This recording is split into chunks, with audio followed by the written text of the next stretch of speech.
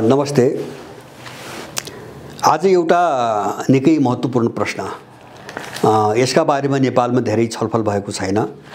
नेपालको भूराजनीतिमा यसको प्रासङ्गिकता कहाँ जोडिन्छ त्यो विषयमा पनि हामी छलफल गरिरहेका छैनौँ र अहिले मैले यो प्रसङ्गलाई युक्रेन सङ्कटसँग जोडेर उठाउन खोजिरहेको छु। जस्तो धेरै मान्छेहरू सोच्छन्, जस्तो युक्रेन सङ्कट समाधान किन भएन, हैन, अथवा रुस र युक्रेनका बीचमा युद्ध किन भयो, हैन, अथवा त्योभन्दा पनि महत्त्वपूर्ण कुरा के हो भन्छ भने रुस र युक्रेनका बीचको युद्धमा अमेरिकीहरू, विशेष गरेर अमेरिकनहरू र धेरै हदसम्म युरोपियनहरू पनि, हैन, केही सामान्य वार्ताका प्रयत्नहरू बाहेक, फ्रान्स र जर्मनीको सामान्य प्रयत्न बाहेक सिङ्गो युरोप र अमेरिकनहरू कुनै सम्झौता मध्यस्थताको पहलका विपरीत निरन्तर युद्धलाई अगाडि बढाउने, यसलाई विस्फोटक बनाउने र यसको विस्तार गरेर दुनियाँलाई भयावह बनाउने बाटोतिर किन लागे, यो प्रश्न धेरै महत्त्वपूर्ण छ। जस्तो अमेरिकाले सुरुदेखि नै त्यसमा चाहिँ तपाईको आगोमा चाहिँ घिउ हाल्ने, हैन, पेट्रोल हाल्ने काम गरिरहेको छ, हतियार पठाइरहेको छ, अथवा चाहिँ पैसा चाहिँ तपाईको पठाइरहेको छ। युरोपमा पनि चाहिँ तपाईको वार्ताको कुरा गर्दा गर्दै पनि जर्मनीले त्यही गरेको छ, फ्रान्सले पनि त्यही गरेको छ। अब युक्रेन सङ्कट के हो भन्छ भने अब त्यो एउटा तत्काल कुनै वार्ताबाट समाधान नहुने दिशातिर गइसक्यो र मलाई लाग्छ त्यो युक्रेनभित्र मात्रै अब सीमित रहेन, अब त्यो चाहिँ त्योभन्दा बाहिर पनि गइसक्यो। जस्तो रुसले बारम्बार भनेको छ युक्रेनको लडाईँ युक्रेनसँग होइन, हामी नेटोसँग लडिरहेका छौँ भनेर उसले स्पष्ट रूपमा भनेको छ र नेटोका कतिपय देशहरू पनि खुलेरै युक्रेनलाई अब रुसमाथि हमला गर, हामी सहयोग गर्छौँ भनेर ब्रिटिसको बेलायतको प्रधानमन्त्री पनि बोलिसकेको छ। यो दिशातिर किन गयो, हैन, जस्तो परमाणु युद्धको यत्रो खतरा छ दुनियाँमा, तर मान्छेहरू त्यो जोखिम मोलेर, परमाणु युद्धको सम्भावनाको जोखिम मोलेर पनि युद्ध चर्काउने बाटोतिर किन गइरहेका छन्। मैले यो बाटोलाई अलिकति कोट्याउन खोजिरहेको छु, किन यस्ता करीहरू अन्यत्र पनि छन्। जस्तो ताइवानमा त्यही कोसिस भइरहेको छ। जस्तो अमेरिकाले चीन र ताइवानको बिचमा शान्ति गराउने होइन, हैन, वार्ता गराउने होइन, गर भनेर अपिल गर्ने होइन, त लड, हामी तयार, हामी सहयोग गर्न तयार छौँ। अमेरिकाले युक्रेनमा पनि त्यही भन्यो, ताइवानमा पनि त्यही भनिरहेको छ, त चीनसँग लड, हामी सहयोग गर्न तयार छौँ। कसरी मान्छेलाई भिडाउने भन्नेमा पश्चिमाहरू सम्पूर्ण शक्ति लगाएर लागिरहेका छन्। यसका पछाडिको कारण के हो, हैन, कारण धेरै हुन सक्छन्, तर मैले एउटा पाटो यसमा जोड्न खोजिरहेको छु। त्यो पाटो के हो भन्छ भने यो अन्तर्राष्ट्रिय माफिया वर्ग, युरोपियन र अमेरिकन, अब त्यसमा अरू देशका पनि छन्, अरू देशकालाई एकदम चोखा छन् त नभनौँ।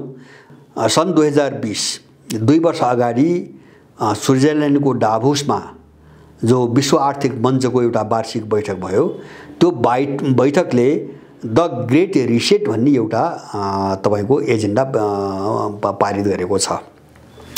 त्यो एजेन्डा के छ भन्छ भने यो कोरोनालाई ढाल बनाएर, कोरोनाको उत्पत्ति भएपछिको संसार जुन अस्तव्यस्तता, जुन भद्रगोल, जुन अभाव र सङ्कटको दिशातिर गयो, यसलाई चाहिँ पराजित गरेर यो संसारलाई कसरी पुनर्सङ्गठित गर्ने, हैन, भन्ने बहानामा यसलाई कसरी पुनर्सङ्गठित गर्ने र नयाँ विश्व कसरी बनाउने, हैन, न्यू वर्ल्ड कसरी बनाउने भन्छन्, नयाँ विश्व कसरी बनाउने भन्ने चिजलाई बहाना बनाएर यसले चाहिँ 2030 सम्म प्राप्त गर्नुपर्छ भनेर केही एजेन्डाहरू पारित गरेको छ।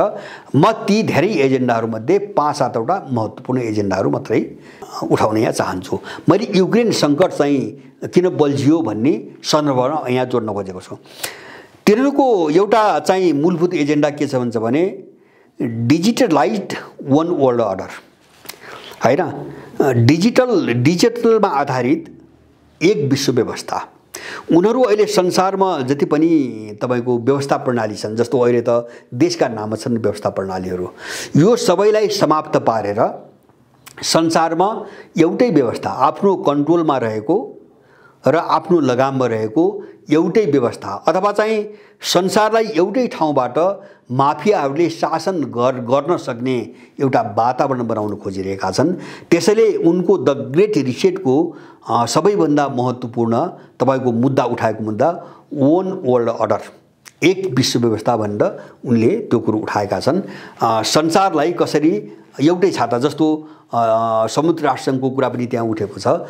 संयुक्त राष्ट्र सङ्घ जस्तै संसारका सबै देशलाई एउटै ठाउँबाट शासन गर्ने त्यस्तो खालको एउटा व्यवस्थाको निर्माण एउटा उनको पहिलो मुद्दा, जसलाई उनले चाहिँ जस्तो विशेष गरेर उनको सम्पूर्ण शक्ति चाहिँ टेक्नोलोजी प्रविधिलाई केन्द्रबिन्दुमा राखेर, जस्तो तपाईको मानवीय पाटो पुरै मानवीय सामाजिक पाटो पुरै समाप्त पारिदिने र टेक्नोलोजी प्रविधिलाई केन्द्रबिन्दुमा राखेर उनले एक विश्व व्यवस्था अथवा प्रविधि जसको हातमा छ अथवा प्राविधिक प्रौद्योगिकी जसको हातमा छ त्यसले संसार चलाउने भन्ने कन्सेप्टमा आएको छ र यो प्रविधिमा आधारित नयाँ खालको चाहिँ विश्व व्यवस्था भएको हुनाले उनीहरूले यसलाई चौथो औद्योगिक क्रान्तिको नाम दिएका छन्। फोर्थ इन्डस्ट्रियल रेभोल्युसनको नाम उनले दिएका छन्। त्यसको दोस्रो एजेन्डा नीति निर्माण प्राइभेट तहबाट हुनुपर्ने दोस्रो मुद्दा छ। दोस्रो मुद्दा उनको चाहिँ तपाईको भावमा उनको सबै व्याख्याभित्र के छ भन्छ भने संसारको मामिला संसारका सबै मामिलामा सबै देशका सबै खालका चाहिँ निर्णयहरूको मामिलामा निजी क्षेत्रले हैन नीति निर्माण गर्नुपर्छ अथवा संसार चलाउने जति पोलिसी हो त्यो पोलिसी अथवा डिसिजन मेकिङको जो चाहिँ तपाईको प्रक्रिया छ त्यो निजी सेक्टरका हातमा हुनुपर्छ र जो राज्य सरकार छन् नि देशका राज्य सरकार यो कन्सेप्ट यो अवधारणाको अन्त्य गर्नुपर्छ। दोस्रो एजेन्डा। तेस्रो यिनले स्टेक होल्डर इकोनोमी भनेका छन् अथवा ब्याङ्कर्स इकोनोमी, अर्को भाषामा भन्नुहोस् ब्याङ्कर्स इकोनोमी। माने ठुल्ठुला ब्याङ्कर्सहरू जो छन् हैन जसलाई हामीले कर्पोरेट हाउसहरू भन्छौँ उनको साझेदारीमा आधारित अर्थतन्त्र हैन। यसको मतलब के हो भन्छ भने अब यो मध्यम र तल्लो खालको जो अर्थतन्त्र छ यसले आफ्नो स्वामित्व गुमाउनु पर्छ हैन। जस्तो हामीले देखिरहेका छौँ जो बजार छौँ अहिले त हाम्रो आफ्नो पसल छ हैन। भोलि के हुन्छ भन्छ भने त्यो पसलमा उसले उत्पादन गरेको उसले आफ्नो फाइदा कहाँबाट हुन्छ त्यसरी छानेको एउटा माल उत्पादन गर्छ, त्यही खाएर हामी बाँच्नुपर्छ। हामीलाई के चाहिएको छ त्यो हामी छनौट गर्न सक्दैनौँ हैन। हाम्रो आवश्यकता के हो त्यो अनुसारको उत्पादन हामी छनौट गर्न सकेनौँ। अब अर्थतन्त्र एउटा ब्याङ्कर्सहरूको हातमा गयो हैन। अब उत्पादनको सम्पूर्ण निर्णय उनीहरूले गर्न सक्ने भयो भने उनलाई जेबाट फाइदा छ उनी त्यो उत्पादन गर्छौँ, हामी त्यो खान विवश हुन्छौँ। त्यस्तो खालको एउटा इकोनोमी आर्थिक प्रणाली विकास गर्न उनले चाहिरहेका छन् र अब व्यक्तिगत स्वामित्वमा रहेको जो सानो अथवा चाहिँ तपाईको भनौँ न सानो अथवा मध्यमको जो अर्थतन्त्र हामी देख्छौँ यसलाई पुरै मटियामेट पार्ने, संसारबाट पुरै मटियामेट पार्ने, उत्पादन पनि उनले तय गर्ने अथवा चाहिँ वस्तु पनि उनले तय गर्ने, बजार मूल्य पनि उनले निर्धारण गर्ने र संसारका मान्छेहरूलाई एउटा पशुशालामा परिणत गरेर हैन जस्तो गोठभित्र राख्ने गाई गोरु भेडा बाख्रा जस्तो बनाएर मान्छेलाई मानव समाजलाई एउटा पशुशालामा परिणत गर्ने र हामीले जसरी घाँस दाना दिएर खान्छौँ र हामीले जे दिन्छौँ त्यो खान त्यो पशु विवश छ। संसारको मान्छेलाई यसै खालको बनाउने उनको आर्थिक चाहिँ मोडालिटीको परिकल्पना त्यस्तो छ। त्यसलाई उनले स्टेक होल्डर इकोनोमी अथवा ब्याङ्कर्स इकोनोमी अर्को भाषामा भन्दाखेरि त्यस्तो खालको अर्थतन्त्र निर्माण गर्ने। अर्को चाहिँ तेस्रो उनको महत्त्व मुद्दा हो उनको डिजिटल इकोनोमी, डिजिटल करेन्सी अथवा जो हामीले मुद्रा देख्छौँ नि पैसा कागजमा छ धातुमा छ यो सबै अन्त्य गर्ने, यो सबै अन्त्य गर्ने, डिजिटल मुद्रा मात्रै चलाउने। अब यो कन्सेप्ट किन आयो भन्छ भने जस्तो प्रविधि उनको हातमा छ, कम्प्युटर उनको हातमा छ अथवा चाहिँ अरू प्रविधि सबै उनका हातमा छन्। प्राविधिक पाटोमा हामीसँग केही पनि छैन, हामी तिनकै प्रयोग गरिरहेछौँ। त अब डिजिटल मनी भयो भने संसारका सबै मान्छेहरूको सम्पत्ति जो हुन्छ त्यसको सम्पूर्ण विवरण पनि उनको हातमा हुन्छ र त्यो सम्पत्ति खोज्ने कि त्यहाँ रहन दिने त्यो पनि उनको हातमा हुन्छ। हामीसँग केही पनि हुँदैन। जस्तो हामीसँग अहिले कागज छ र गोजीमा राखेर हिँड्छौँ हैन अथवा चाहिँ हामीले घरभित्र राख्छौँ, हामीसँग सिक्का छ र हामीसँग पैसा छ। अब त्यो डिजिटलमा मात्रै परिणत भयो भने त्यो उनको तथ्याङ्कमा हुन्छ हैन। अब उनले मान्नु एकछिन कल्पना गरौँ उनले चाहिँ हाम्रा विरुद्ध जस्तो अहिले स्याङ्सन भन्छ नि, रुससँग लड्दा, चीनसँग लड्दा, अरूसँग लड्दा, टर्की, इरान आदि इत्यादि प्रतिबन्ध भन्छन्। जस्तो अहिले रुसको पनि 300 ट्रिलियन भनेपछि खरबौँ डलर उनले चाहिँ रसियाको सम्पत्ति फ्रिज गरिदिएका छन्। युरोपियन अमेरिकनहरूले अहिले फ्रिज गरेका छन्। अब त्यस्तै गरेर भोलि उनले नचाहेको व्यक्ति अथवा उनको निम्ति समस्या हुने कुनै संस्था अथवा कुनै व्यक्तिको सम्पत्ति उनले चाहिँ तपाईको कब्जा गरिदिन सक्छन्। किन डिजिटल मनी हुन्छ, त्यो हाम्रो हातमा हुँदैन, उनको कम्प्युटरमा हुन्छ। ताकि सबै मान्छेहरूलाई कन्ट्रोल सजिलोसँग कन्ट्रोल गर्न सकियोस्। अब यद्यपि उनले त्यो कारोबारको सुविधा र सहजता पनि व्याख्या गरेका छन्। त्यो मात्र हैन, सम्पत्ति कसरी केही मान्छेहरूको हातमा लैजाने संसारभरिको उनले डिजिटल करेन्सीको कुरो उठाछन्। उनले म्यान्डेटरी भ्याक्सिन अथवा अनिवार्य भ्याक्सिनेसनको कुरा गरेका छन्। यद्यपि उनले जो चाहिँ यो डाभोस बैठक गरे, अब त्योभन्दा परिस्थिति धेरै फरक भइसकेको छ हैन। जस्तो संसारभरि प्रतिरोध भयो, उनले चाहिँ अनिवार्य भ्याक्सिनमा उनले सफलता पाउन सकेनन्। सबभन्दा बढी प्रतिरोध युरोप र अमेरिकामै भयो र उनीहरू असफल त्यही नै भए। बरु त्यहाँको तुलनामा नेपाल जस्ता, अफ्रिका जस्ता, एसिया जस्ता यस्ता पछौटे र कमजोर, जहाँ प्रतिरोध क्षमता कमजोर छ, त्यो देशहरूमा बरु उनी धेरैसम्म सफल भए। जस्तो एकन्दाका यहाँका दलालहरूलाई, माफियाहरूलाई प्रयोग गरेर उनले चाहिँ भ्याक्सिन नलाएको मान्छेलाई चाहिँ सरकारी अफिसमा पस्न नदिने, ब्याङ्कमा पस्न नदिने, सार्वजनिक ठाउँमा जान नदिने विभिन्न फरमान जारी गरे हैन। किन भन्छ भने यहाँको मान्छेको चेतना कमजोर हुन्छ, प्रतिरोध सङ्गठित हुँदैन, प्रतिरोध गर्ने क्षमता अलिकति कमजोर हुन्छ। तर उताको मान्छे केही बुझेको छ, उनीहरू असफल भए। यिनको म्यान्डेटरी भ्याक्सिन अथवा अनिवार्य भ्याक्सिनभित्रको एउटा महत्त्वपूर्ण पाटो के हो त्यससँग जोडेको हुन्छ भने त्यहाँभित्र मान्छेलाई तपाईको नियन्त्रण गर्ने, मान्छेको सारा चिज शरीरलाई नियन्त्रण गर्ने एउटा चाहिँ चिप्सहरू त्यहाँ प्रयोग गर्ने उनको योजना छ। यो धेरै पहिले नै सुरुमै बहसमा आएको। उनीहरूले भ्याक्सिन त्यसरी चाहिँ निर्माण गरिरहेका छन् ताकि मान्छेको शरीर अप डाउन गर्नेदेखि अथवा मान्छेको शरीरभित्र हुने तत्त्वहरूलाई घटाउने, बढाउने, अब मान्छेलाई आफू अनुकूल प्रयोग गर्ने खालको मानसिकतामा चाहिँ तपाईको ढाल्नेदेखि लिएर माने शरीरका जति पनि सूचनाहरू छन् हैन, त्यो सबै चाहिँ आफ्नो कन्ट्रोलमा राख्नको निम्ति यिनले भ्याक्सिनलाई अनिवार्य बनाउने कुरा गरेका हुन्। त्यससँग उनको लुटको पाटो पनि जोडेको छ। त्यो बाहिर देखिने पाटो भयो हैन। जस्तो आफ्नो भ्याक्सिन बेच्ने, नक्कली चाहिँ भाइरस बनाएर भ्याक्सिन बेच्ने, अब संसार लुट्ने र जो उनका अगाडि जो आर्थिक सङ्कट बढ्दै गएको छ त्यसबाट चाहिँ मुक्ति पाउने एउटा हतियारको रूपमा यिनले कोरोनाको आविष्कार गरे, भ्याक्सिन भने, पिसिआर भने, मास्क भने, अथवा चाहिँ तपाईको दुनियाँभरि कुराहरू गरे। तर त्यसका पछाडिको अनिवार्य भ्याक्सिनको एउटा महत्त्वपूर्ण चाहिँ तपाईको उनको एजेन्डा मानव शरीरलाई नियन्त्रण गर्ने हो भ्याक्सिन मार्फतबाट।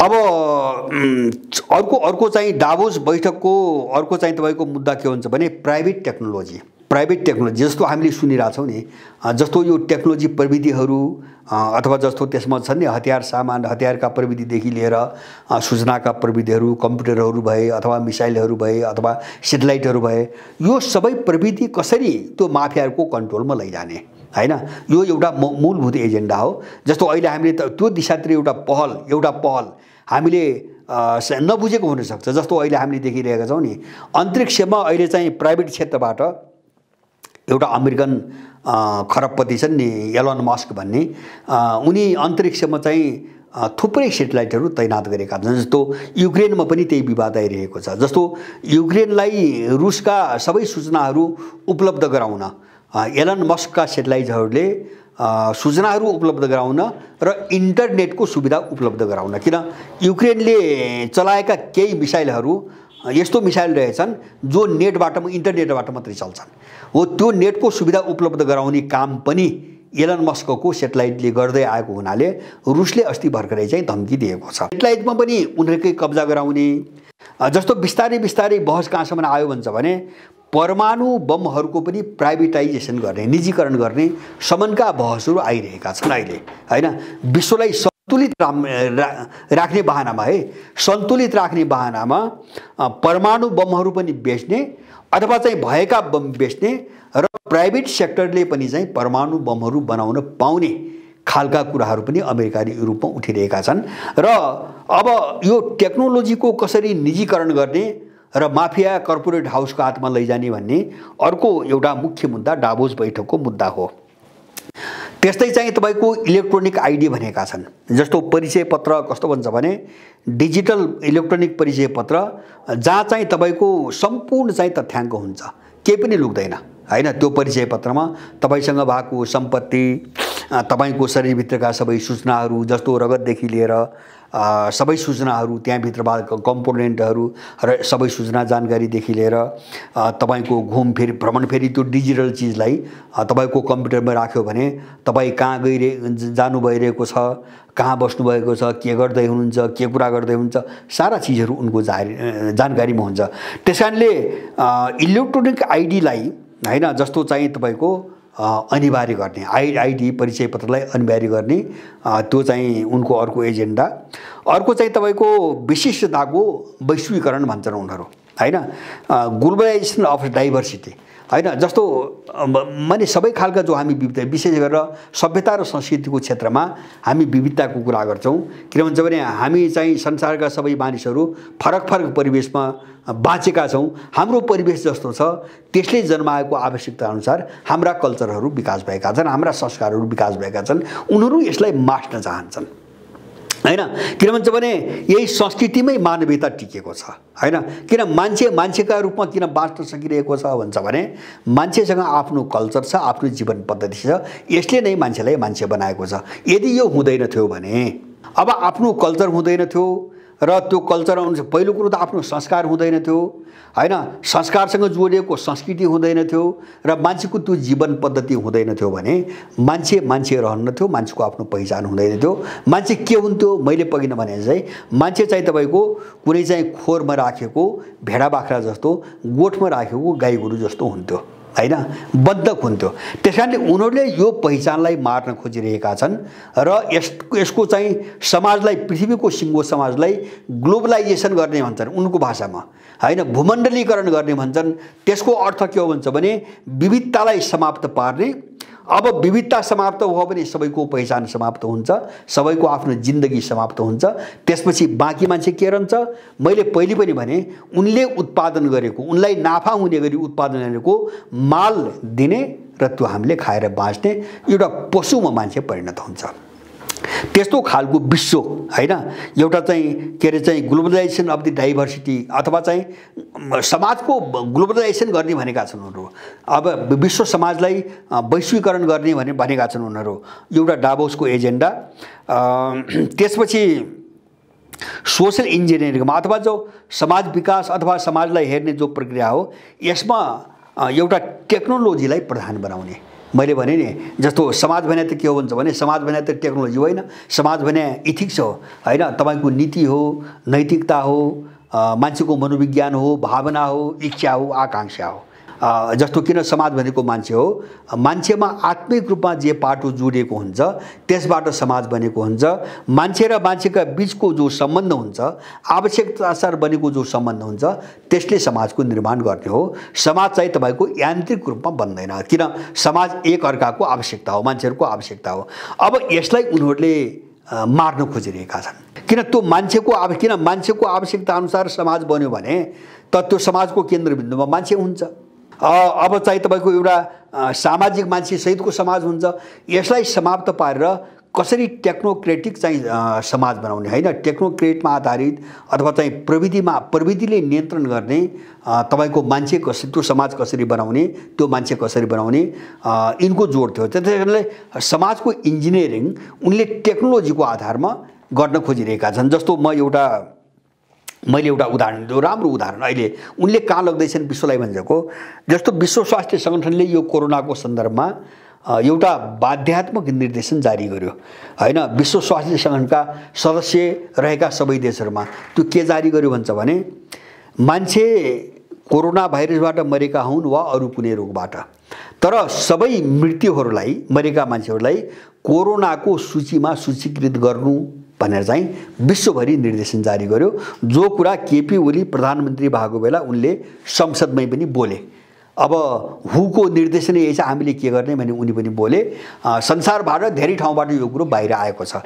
अब त्यो के हो भन्छ भने अब त्यो चाहिँ समाजलाई आफ्नो ढङ्गले अगाडि बढ्न नदिने हैन एउटा आक्रमण हो। जस्तो विश्व स्वास्थ्य सङ्गठनको एउटा प्राविधिक निर्णय हैन, अथवा त्यो शैलीको निर्णयको आधारमा सिङ्गो देशलाई कन्ट्रोल गर्ने, मान्छेलाई कन्ट्रोल गर्ने र देशलाई कन्ट्रोल गर्ने जो उनले चाहिँ तरिका अपनाए, अब त्यो ढङ्गले सोसल इन्जिनियरिङ गर्ने हैन, अथवा समाजको बनावटलाई त्यो टेक्नोलोजीमा आधारित चाहिँ तपाईको भएर चाहिँ रूपान्तरण गर्ने खालको एजेन्डाहरू छ। अब मैले यहाँ यिनी कुराहरू उठाउने यिनी धेरै छन्, कुनै बेला अर्को छुट्टै च्याप्टरमा द ग्रेट रिसेटको विषयमा हामी बहस गरौँला। मैले यो उठाउन खोजेको मात्र के हुन्छ भने युक्रेन यो मुद्दासँग कहाँ जोडिएको छ हैन। जस्तो उनले यो मुद्दालाई चाहिँ स्थापित गर्नको निम्ति संसारलाई बढीभन्दा बढी भयानक एउटा बाटोमा डोर्याउन खोजिरहेका छन्। किन संसारलाई बर्बाद त पार्नु पर्यो ताकि मान्छेले हो द ग्रेट रिसेटको बाटोमा नजाने हो भने अब बाँच्न सकिँदैन भन्ने निष्कर्षमा मान्छे पुगोस् हैन। उनले त्यो मनोविज्ञानसम्म मान्छेलाई डोर्याउन खोजिरहेका छन्। त्यसको निम्ति चाहिएको छ युद्ध हैन। कोरोना एक खालको आक्रमण भयो हैन, उनले कोरोनामा एउटा हमला गरे र अब यो मलाई लाग्छ मेरो आफ्नो विश्वासमा यो चाहिँ कोरोनाको नामबाट रोकिएला, तर यही षड्यन्त्र अर्को नाममा फेरि सुरु हुन्छ। किन उनको टार्गेट 2030 सम्म सिङ्गो पृथ्वीलाई कसरी कब्जा गर्ने भन्ने एकाध दर्जन माफियाहरूको द ग्रेट रिसेट भनेर एउटा एजेन्डा पारित भइसकेको छ 2020 मा। त्यसकारणले अब त्यो ठाउँमा पुर्याउनुको निम्ति संसारलाई चाहिँ बर्बाद त पार्नु पर्यो, मान्छेमा ठुलो आतंक फैलाउनु पर्यो। त्यो आतंकको एउटा कडी हो युक्रेन। जस्तो मैले सुरुमा भने किन उनीहरू वार्ताको कुरा गर्दैनन्।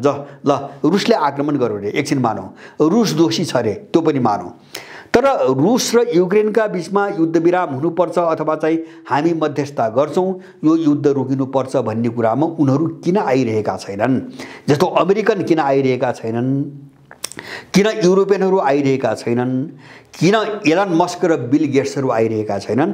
र सबैको प्रयास एउटा शक्तिलाई प्रयोग गरेर युद्ध चर्काउने, यसलाई फैलाउने, यसलाई गहिरो बनाउने र विश्वलाई चाहिँ तपाईको एउटा भयावह अवस्थामा लैजाने कुरामै किन केन्द्रित छ त भन्दाखेरि त्यसका पछाडि यो एजेन्डा छ, द ग्रेट रिसेटको एजेन्डा छ। त्यो यो एजेन्डाको औचित्य साबित गर्ने वातावरण कसरी बनाउने उनी त्यो खेलमा लागिरहेका छन्। त्यसकारणले मैले पहिले पनि आफ्नै यही श्रृङ्खलामा भनेको थिएँ, युक्रेन सङ्कटको दायरा अब बाहिर गइसकेको छ र यसले चाहिँ तपाईको एउटा विश्वव्यापी चाहिँ रूप लिइसकेको छ। त्यो ध्रुवीकरण र किताबन्दी अथवा भित्र ब्लक निर्माणको लडाईँको तयारी त्यो दिशातिर अगाडि बढिसकेको छ। तपाईँ युक्रेनले सङ्कटलाई लिनुहोस्, हिजो के भन्दै यिनीहरू अमेरिकन युरोपियनहरू के भन्छ भने हाम्रो युक्रेनलाई युद्ध सुरु भएपछि हाम्रो युक्रेनप्रति सहानुभूति छ, तर हामी लड्न कुनै पनि सेना पठाउँदैनौँ, हामी हतियार पनि पठाउँदैनौँ, रुससँग सिधा चाहिँ लड्न हामी चाहन्नौँ, तर हाम्रो समर्थन सहानुभूति युक्रेनतिर छ।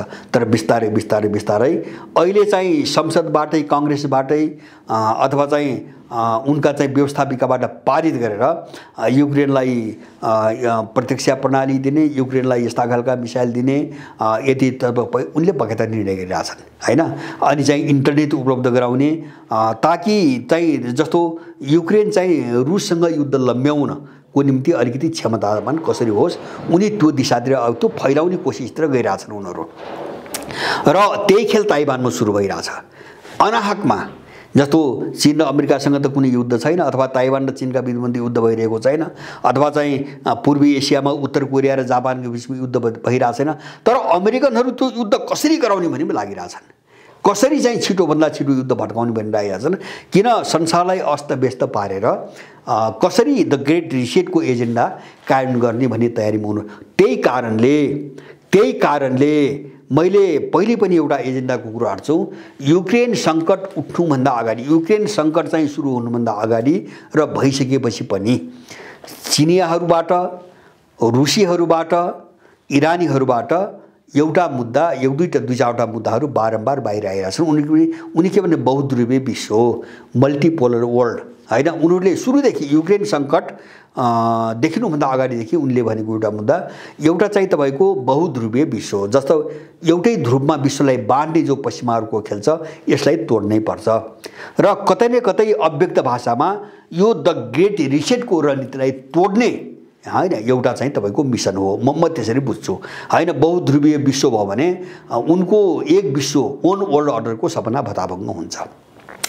दोस्रो समानान्तर चाहिँ फाइनान्सियल के अरे नेटवर्क भनेका छन्, समानान्तर वित्तीय प्रणालीको विकास भनेका छन्। जस्तो रुस र चीनले समानान्तर, जस्तो अहिले जो पश्चिमा वित्तीय प्रणालीबाट संसार चलिरहेको छ, यसको विकल्पमा अर्को वित्तीय प्रणाली निर्माण गर्नुपर्छ। सायद मलाई लाग्छ त्यो चिजमा तयारीका साथ अगाडि बढेकै हुनाले रुस चाहिँ यत्रो नाकाबन्दी र आर्थिक प्रतिबन्धका बावजुद घुँडा टेकेन, बरु डलर खस्किँदै गयो, युरो खस्किँदै गयो, पाउन्ड स्टर्लिङ खस्किँदै गयो र युद्ध भइसकेपछि 134 1 डलरको 134 पुगेको चाहिँ तपाईँको रुबल हिजो मात्रै मैले हेरेको थिएँ 62 मा झरेको छ भने रुबल एकदमै बलियो भएर आयो हैन, झनै झनै दुई गुणा के अरे चाहिँ 2.5 गुणा चाहिँ मजबुत भएर आयो युद्धपछि भने। अब यो सबै समानान्तर विकल्प अर्कोतिरबाट बनिरहेको छ र तेस्रो उठेको कुरा जस्तो यही द ग्रेट रिसेटकै एजेन्डालाई चाहिँ हेरेर होला मलाई लाग्छ उनीहरूले उठाएको चाहिँ गैर पश्चिमाकरण भनेका छन्। जस्तो रुसले चाहिँ डी वेस्टर्नाइजेसन भनेको छ हैन, बारम्बार भनेको आफ्नो सुरक्षा दस्तावेजदेखि लिएर डी वेस्टर्नाइजेसन भनेको छ, इरानले त्यही भनेको छ, चीनले त्यही भनेको छ, अथवा चाहिँ तपाईको अरू देशले ल्याटिन अमेरिका भेनेजुएला लगायत ती देशले त्यही भनेका छन्। कसरी पश्चिमाकरणबाट मुक्त संसारको निर्माण गर्ने यो एजेन्डा पनि यिनीहरूले उठाएका छन्। किन भित्र बाहिर यो प्रखर रूपमा चाहिँ पक्ष विपक्ष किताबन्दीको रूपमा आएको छैन, तर यो जो युक्रेन सङ्कटको नाममा जो युद्ध र द्वन्द्वका खतराहरू व्यापक हुँदै गए नि, यसका पछाडिको एउटा मुख्य एजेन्डा हैन, दुनियाँले नबुझेको, सामान्य मान्छेले नबुझेको के हुन्छ भने द ग्रेट रिसेट भनेर जुन एजेन्डा उनले पारित गरेका छन् त्यो कार्यान्वयन गर्ने अथवा संसारलाई क्याप्चर गर्ने, कन्ट्रोल गर्ने एउटा परिस्थिति कसरी निर्माण गर्ने भन्ने दिशातिर उनले लागिरहेका छन्। त्यसैले युक्रेन सङ्कट होला वा भोलि ताइवानमा भट्केला वा भोलि एमसीसीको नाममा नेपालमा भट्केला अथवा नेपालमा त्यो खेल होला, यिनी सबै मुद्दाहरू दुई देशका बीचका मात्रै समस्या होइनन्। जस्तो रुसको जो आक्रमण अब अपरेसन भन्छन् उनीहरू, त्यो युक्रेनमाथिको त्यो युक्रेनसँगको समस्या मात्र होइन, त्यससँग धेरै चिज जोडिएको छ र यस्तै जोडेका चिजहरूमध्ये द ग्रेट रिसेट भनेर संसारलाई जो पशुशालामा परिणत गर्ने हैन, यो पश्चिमा माफियाहरूको जो अमानवीय बर्बर र जङ्गली जो डिजाइन छ यसका विरुद्धको यो लडाईँ पनि हो भन्ने चाहिँ मलाई लाग्छ। त्यसै कारणले मैले पहिले पनि एकाधपटक भने यो युद्धमा यद्यपि मान्छेहरू मरेका छन्, हामीले त्यसलाई समर्थन गर्न सक्दैनौँ, गर्नु पनि हुँदैन, तर युद्ध भयो। अब यो युद्धमा चाहिँ तपाईँको रुसीहरूले हार्यो भने के होला, मैले बारम्बार भन्छु नि, अब यो युद्धमा चाहिँ पश्चिमाहरूले हार्नुपर्छ, किन लडाइँ र पश्चिमाहरूको चाहिँ रुसीहरूको छैन। अब ब्याकमा पछाडिबाट चीन पनि जोडिएको छ। यसका केही पाटाहरू छन्, मैले धेरै पटक भनेको छु, जस्तो सभ्यताको मुद्दा जोडिएको छ, पूर्व कि पश्चिमको चाहिँ लडाइँ जोडिएको छ। त्यो मात्र होइन, अब चाहिँ हामीले बुझ्नुपर्ने कुरा द ग्रेट रिसेटको एजेन्डा पनि जोडिएको छ। त्यसकारणले जुन दिन हामी बहुदलीय विश्वका कुरा गर्ने, नयाँ र आफ्नै खालको मौलिक चाहिँ विश्वका कुरा गर्ने, व्यवस्था समानान्तर व्यवस्थाको निर्माणको कुरा गर्ने, रसियनहरूले हारे, चिनियाहरूले हारे र कल्पना गरोस् पश्चिमाहरूले जिते युक्रेन सङ्कटको सन्दर्भमा अथवा ताइवान सङ्कटको सन्दर्भमा भने यो संसार तपाईँ हामी लगायत सबै मानिसहरू अन्तर्राष्ट्रिय माफियाहरूको, पश्चिमा माफियाहरूको एउटा पशुशालामा हामी चाहिँ बन्द हुन्छौँ हैन। एउटा संसार, यो पृथ्वीलाई एउटा पशुशाला बनाइन्छ, जो उनले डाभोस बैठकमा स्पष्ट रूपमा भनेका छन्। पशुशाला शब्दै प्रयोग किन गर्नु पर्यो हैन, जस्तो स्टेक होल्डर इकोनोमी भनेर अब यो तपाईँ हाम्रो सम्पत्ति सबै स्वाहा पारिदिने र ब्याङ्कर्सहरूले मात्रै सिङ्गो संसारको इकोनोमी चाहिँ तपाईँको ह्यान्डल गर्ने भनिसकेपछि उनले त फाइदा जहाँबाट हुन्छ त्यो मात्रै उत्पादन गर्छन् र त्यो खाएर बाँच्नुपर्छ भने हामी पशुमै परिणत गर्ने कुरा हो। त्यसैले युक्रेन सङ्कटको लडाइँको अर्को बहसको पाटो के हो भन्छ भने हामी यो सङ्कटमा पश्चिमाहरूको अगाध गरेर अथवा उनले जितुन् भन्ने कामना गरेर हामी पशु बन्न तयार हुने वा उनले हामीलाई जो एउटा पृथ्वीलाई पशुशाला बनाएर हामीलाई पशुको रूपमा चाहिँ परिणत गर्दै गएछन् त्यसको प्रतिकार गर्न त्यो जालुलाई त्यो डिजाइनलाई तोड्नको निम्ति यिनको द ग्रेट रिसेटको चाहिँ तपाईँको एजेन्डालाई तुहाउनुको निम्ति हामी यो युद्धमा उनको पतनको कामना गर्ने अथवा त्यो भूमिकामा हामी जाने। मेरो कुरो मात्र यति मात्रै हो। त यो पाटोबाटो बहस हो। किन भन्छ भने बाहिर हामीले जे देख्छौँ नि त्यो चाहिँ दुईटा पक्ष तीनटा पक्ष जे जोडिएको हामी देख्छौँ, मुद्दा त्यहाँ मात्र सीमित हुँदैन हैन। त्यसका भित्री पाटाहरू अथवा त्यो त एउटा निमित्त कारण हो, निमित्त घटना हो। जस्तो युक्रेन सङ्कट चाहिँ निमित्त हो। किन भन्छ भने त्यससँग जोडेका थुप्रै चिजहरू जो पाक्दै पाक्दै पाक्दै आएका थिए नि, त्यो त युक्रेनको नाममा विस्फोट मात्रै भएको हो हैन। त्यस्तै विस्फोट ताइवानको नाममा हुनसक्छ, त्यो बाहिर देखिने रूप हो। तर त्यो जो विस्फोट हुन्छ, विस्फोट गराइन्छ, त्योसँग जोडिएर आएका कारण के हुन्, हामी त्यहाँ गएनौँ भने हामी जसरी चाहिँ यो दुर्दशा भोगिरहेछौँ नि, नेपाल नबुझ्दा, यहाँका मान्छेहरूलाई, यहाँका शासकलाई नबुझ्दा हामी जो दुर्दशा भोगिरहेका छौँ, यही दुर्दशा हामी विश्वव्यापी रूपमा पनि भोलि भोग्छौँ र हामीले आफूलाई एउटा जानवरको रूपमा परिणत गर्नुपर्ने दिन आउँछ। यो दिशातिर सबै यहाँहरूको बहस होस् र नेपाली जाति, नेपालको मान्छे कमसेकम यो उचाइमा अथवा अलिकति यो व्यापक आयामतिर, यसका सूक्ष्म आयामतिर पनि अलिकति ध्यान दिने, छलफल गर्ने, त्यस्ता विषयहरू कोट्याउने दिशातिर अग्रसर होस् भन्ने चाहिँ मेरो अनुरोध छ। हस्, धन्यवाद।